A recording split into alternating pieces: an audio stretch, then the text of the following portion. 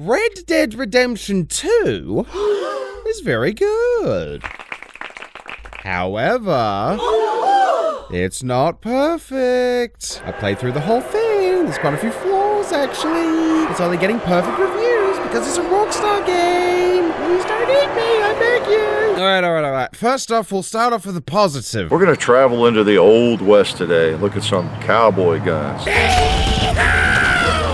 Wild West 2 is the sequel to the Cowboy Simulator to end all Cowboy Simulators, and in this aspect it fucking shines. A highly detailed and polished world, thick with atmosphere and voluptuous in its endless cavalcade of random bullshit to lose yourself for hours or even days on end. But if you just want to get down to some gritty, hardcore, linear storytelling, then the writing is crisper than the majority of games whose writing is its very core selling point. Cough, cough, cough. Like, most of the characters were incredibly endearing and interesting and incredibly fleshed out, and the protagonist actually managed to be kind of, you know, human. Granted, Arthur Morgan's a little more than Commander Shepard in a 10-gallon hat, but when he lacks in distinctive character traits and personality, he more than makes up for it with quite possibly the best character arc I've seen in a protagonist in a video game. Definitely better than any Rockstar game, that's for sure, but that's an incredibly low bar. I didn't even know why I mentioned that. Like, he actually changes and grows because of the events that take place throughout the course of the story, like an actual human person, and starts to think that maybe all this killing and stealing and surrounding himself with all these psychotic thieves and murderers all his life is actually a bad thing. Are you listening to me? He doesn't get told this by a letter on the minimap. He actually, all of his own accord, actually gets bothered about committing minor acts of genocide and actually acts on this all on his own? I thought that was illegal. So as a well-written open world time waster, it's perfectly sound in that respect. However, would I go as far as to say that this is a masterpiece? Or the best game ever?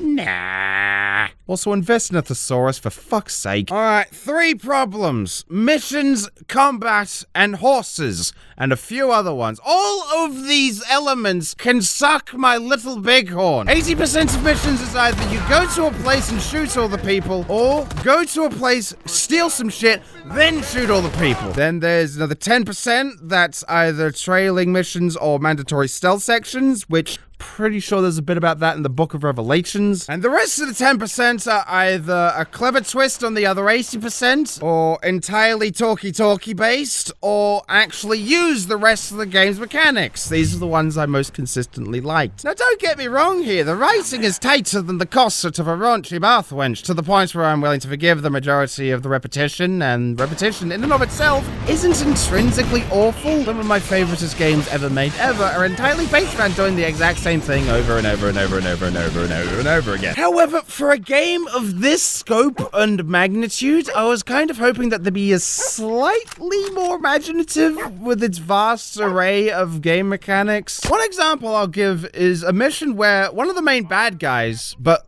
you know, like the bad guy, not you, the bad guy who's actually the good guy, but still a bit of a naughty guy, but whatever, it doesn't matter. Mr. Naughty has been captured by the police and is about to be hung, and you don't like him very much, so you have to thwart his means of escape. Now, I really liked this mission. It was a really clever way of disposing of an antagonist, and it was really satisfying to see the lights of hope in his eyes flicker and die as he realizes he's been outsmarted and humiliated and is about to embrace the cold emptiness of death.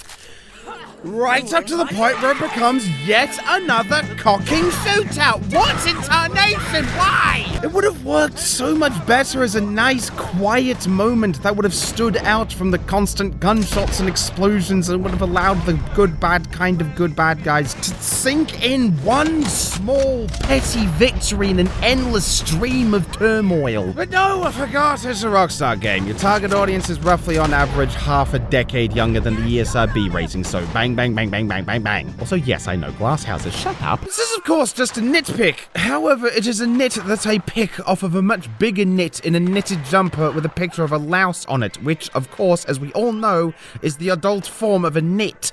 you nitwit. I would be fine with most of the game just being about combat if the combat wasn't so borderline fucking wretched. I'll get a bit deeper into it in a tick. However, before I get my whole bloody self crucified, can we all just take a second to point and laugh at this one guy who unironically said in his review of Red Dead Redemption 2, imagine if Ubisoft had made Gone Home. Now, we live in a divided and turbulent society, but can we all just gather round and say as a voice, as one people, just fuck this guy? I may not think as highly of this game as most people, but I'm not that bad. Jesus Christ. But anyway, this game, combat-wise, is more or less identical to Red Dead Redemption 1, which was fine 7 years ago when you're an apple-cheeked youngster with nothing but you, your Xbox 360, and all the time in the world. However, it's not 7 years ago anymore, mate. You have rent and taxes to pay. A cover-based third-person shooter with bullet time and the only enemy you fight is dudes with guns just looks kind of quaint nowadays, particularly when that's the only string to its bow combat-wise. Actually, they did add a bow in this iteration. However, the sentence, "this modern AAA game has added a bow," is about as extraordinary to me as the game is now available in color. This weird ammunition system is weird too. All the guns have up to 5 different types of ammunition, which are either minor change that only accountants and autists will notice, or cool as shit but take way too much effort to make, so I didn't really bother with it except for that one time I set a blind person on fire. He was looking at me funny, alright? There is no in between. It's kind of annoying, and I hate the amount of effort you have to put into bullet crafting for how little you get out of it. If you want to make fire bullets, but you don't have the ingredients, then you have to go to the store, buy 3 bottles of moonshine, go into the crafting menu,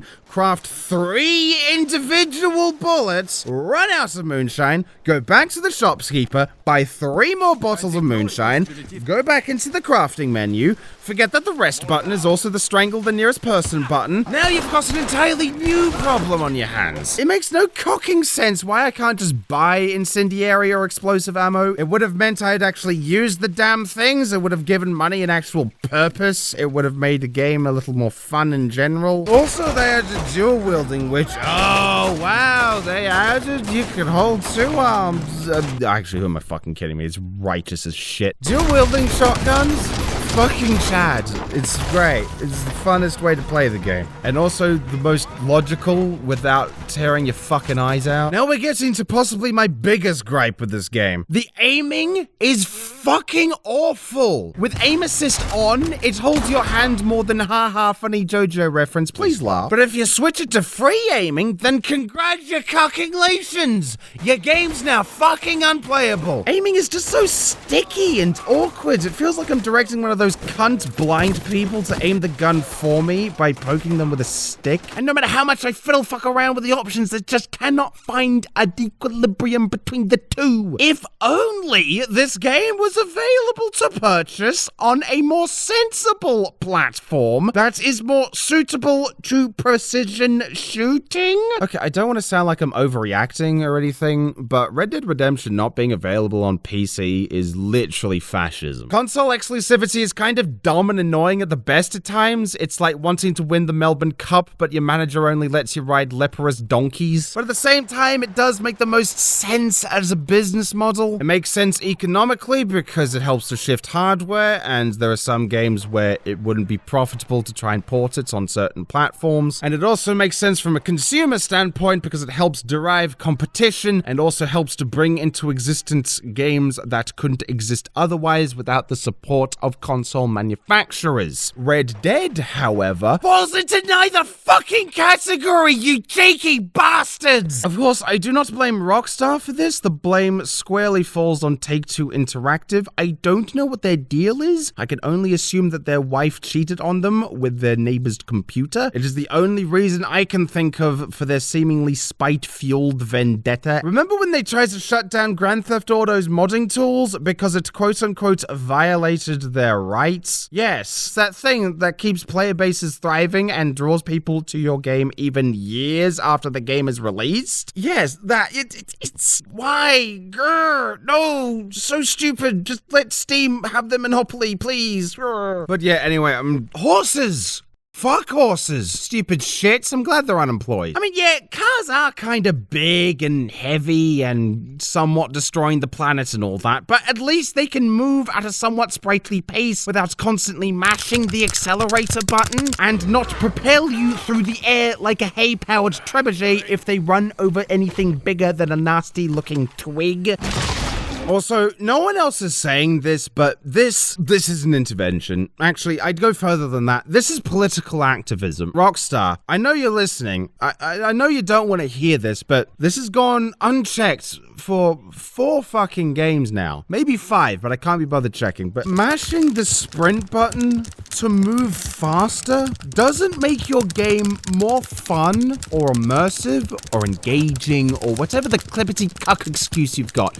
It's fucking annoying. It is borderline tolerable in short bursts, but not when it is how you make your primary mode of transport fucking move, you giraffe fucking wankers. Please, just give me the option to turn it off. For cuck's sake! Also, money. Money is really, really worthless in this game. Even worse than the last game, which is kind of funny from this studio now that I think about it. You can rob a bunch of shit in the open world. Shops, strangers, trains, banks, during story missions, stagecoaches, blind people. Most of the challenges rewards you with money, but if you just play the story, then you'll have way more money than you'll ever know what to possibly do with. It's stupid. I feel no need to do anything in this game because you've given me an abundance of your only tangible rewards. I'd maybe think about it if you had something better to offer, like a cool hat or something. That would be fun. You rob a bank, hold up the teller at gunpoint, shoot a bunch of people, crack open the safe, and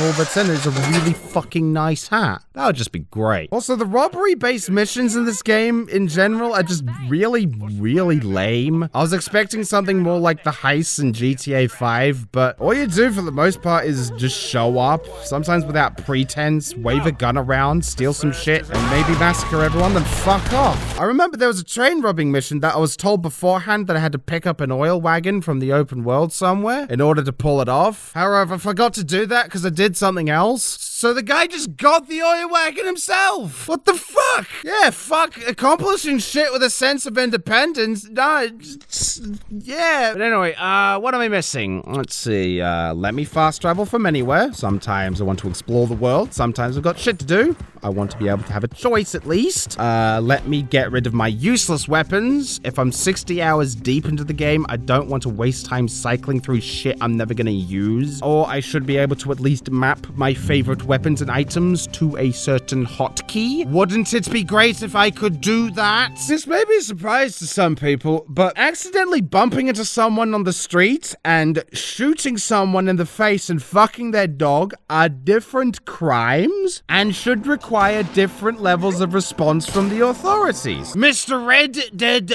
this you are a sequel. Sequels tend to have more weapons than the previous installment, not less, or at least should have some new weapons that are a touch more interesting than a twig with some string on it, and the fact there is no shotgun cane, nor triple-barreled shotgun, nor sleeve-mounted derringer is an embarrassment, and you should be ashamed of yourself. Most of the gameplay choices that the developers made for the sake of realism, I found to be kind of annoying and tedious. Stuff like only being able to carry 4 guns at any one time, the maximum horse whistling distance, having to eat and sleep just to stay alive, weapon deterioration, the long-ass animations you have to sit through whenever you loot a body or skin an animal or the fucking bullshit crafting shit. These are all lovely touches that clearly took lots of attention to detail to implement. However, I personally don't think that fun should be sacrificed just for the sake of something as tedious as realism. Walking at the pace of half a polio patient whenever I am in a house or in a camp is silly sauce. Please don't do that. Let me be allowed to keep trains moving without having to stay at the wheel. I'm not going to explain why this is so important. It just is. The first chapter of this game, in my opinion, is just bad. It's almost JRPG levels of bad. You can have a slow start to your game, and there's games that do it well, including this very fucking game in the epilogue. But there's a fine line between being slow-paced and just being fucking boring. And in this context, that line is on the Mexican border. Starting off your story with characters we don't know, mourning the deaths of people we never heard of, and running away from God knows who after a heist we never saw goes tits up for reasons we never get to see. Why, of course, how could I be so foolish? You always tell, you never show. That's what all the masterpieces do. Of course, it did have its moments. Seeing John Masters again was fucking great. I had a lovely time remembering exactly who I murdered in the last game, and trying to stop the damn train was fun. I just wish they had better ways of endearing me to these characters than just endless idle chit-chats on the back of horses. Of course, the game does obviously get better moving on. I just wished it left a better first impression on me. But, obviously, the start has to be shit and boring so that the rest of it can be good. That's definitely how pacing works. Also, when you hire a prostitute, you get her to read Plato's Republic before you can suck a dick. Also, am I the only one that's disappointed that Blackwater kept getting mentioned and built up throughout the story? And I was kind of getting real excited because it would have made a really good bookend to the story, to break back into Blackwater, steal back the money that you stole at the start of the game, that you lost, but now you don't do that. That doesn't happen. And bringing it up at all was a waste of time, and all that build-up was just piss in the wind. Fantastic. I guess I'll just take Chekhov's gun and fucking shoot myself with it. Also, I wish they'd characterize the people you murdered in the first game a little more. Like, yeah, obviously, Dutch, bastard source supreme, but everyone else just kind of got the raw prawn, I reckon. And, yeah, that's about it. As I said, this isn't a terrible game in the slightest, but it's not a perfect one either. Rockstar, if you are at all serious about truly making this the true bestest best game ever made of all time ever, you know what you're gonna do. Come on, everyone, say it with me. Undead Nightmare 2. Undead Nightmare 2. Undead Nightmare 2. Follow my Twitter. And finally, we're back! I did it! I made a video, we're back at it again! We're back, got the show rolling again. Thank you for watching. This video is brought to you by Humble Bundle. Humble Bundle, you get cheap games and sports charity.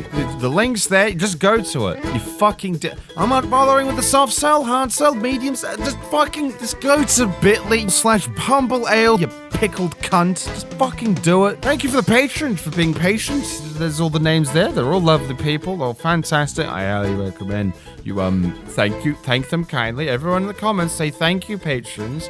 Thank you very much. You did a good job at having money. And that's it. We're done here. Shit.